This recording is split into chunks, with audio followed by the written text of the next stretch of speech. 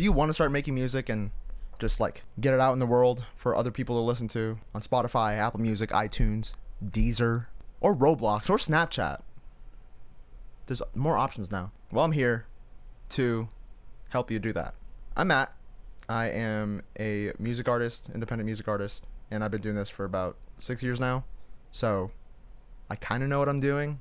I don't do this professionally. Like, okay, also take this video with a grain of salt because I'm no professional at all with any of these things. Like, I don't consider myself a professional musician or whatever. I just do this for fun. Just take it with a grain of salt, please. Let's get started. Step 1. You need... What do you need? You're going to need 3 essentials. Well, 2, technically. 2 essentials.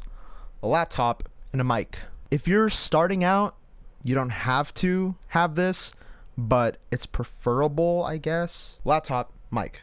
Preferably an audio interface. Now, an audio interface is not really required when you're just starting out. If you want a higher quality sound to your music, you're going to need an audio interface. But for you, if you're watching this as a beginner and you're just starting out, just use a USB mic. It could be a Blue Yeti, a Blue Snowball. There's more. I can't really think of it right now. I know there's more that got released, especially in recent years, USB mics that are like better quality. But for now, USB mic will do just fine. You don't need the audio interface. All right, that's step 1. Step 2, you need a DAW, which means digital audio workstation. Now, what does that mean? That's where you record everything. Your vocals, your guitar, your ukulele, your piano, your bass, like any instrument that you're good at. Or you could just do an acapella.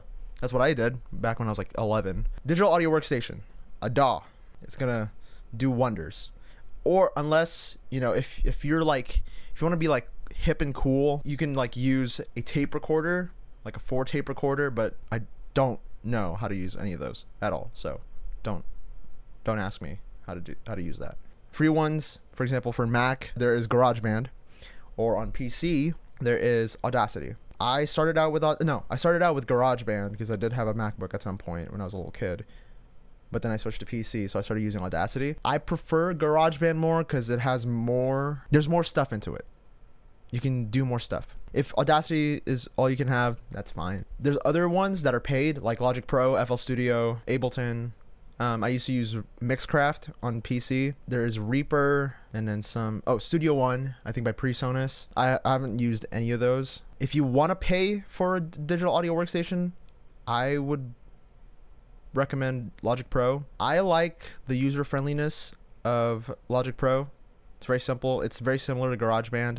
But then again, before Logic Pro, I was using Mixcraft, which was kind of similar to Logic Pro, so it was kind of easy to transition. If you want to make beats, just like solely just make beats, FL Studio would do just fine.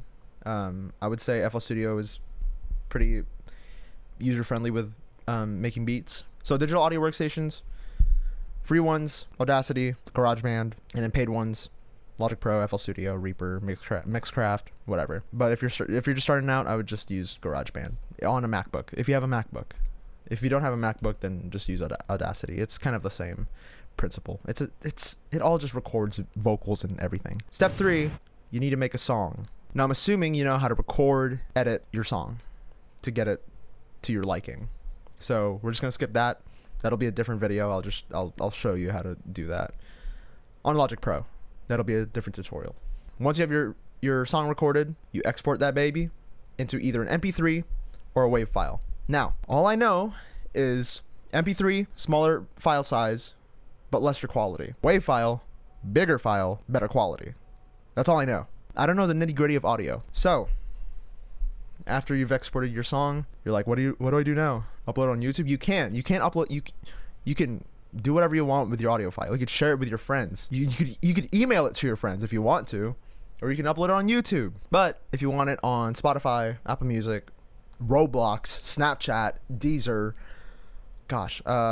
iTunes, like all these streaming platforms, I would use a music distributor. Personally, I use DistroKid. This is not a paid advertisement at all. I've been using DistroKid for like 6 years now. It works great. Annual fee, you can upload anytime. Some people use CD Baby. I know you have to pay every time you upload an album or a single. It really depends. The price range, it really depends on how many songs there is, I'm pretty sure, or how many, like, if it's a single or an album or an EP. That's the 2 music distributors that I know. There is this third one, which is free. It is called Rootnote. I was using Rootnote for the first, I think, year and a half that I was releasing music. The only caveat is it takes a while for them to release your song. I don't even know if they're a company. Hold on. Let me see if they're still a company. Hold on. Give me a sec. Rootnote. Oh, they are. Wow. Okay. They're still a company. Cool. I first started using Rootnote because I didn't really have any money to spend on my music. So if you want to go that route, like I said, the only kind of downside is it takes a while for them to release your music. So that's the only downside. But, oh, and also kind of... they have certain threshold and when you can cash out whatever earnings you get. I forget how much it is, but for like DistroKid and I'm pretty sure CD Baby, there's no limit to it. You can literally just cash out like $1 or something, and then you can just get it straight into your bank account. Recommended DistroKid or CD Baby. If you want to do it for free, Rootnote. There's probably more. You could search up more free music distributors. I'm sure there's more out there, but that's, from my experience, that's what I've used. So now you have a song released. That's pretty much it. Yeah, that's the video.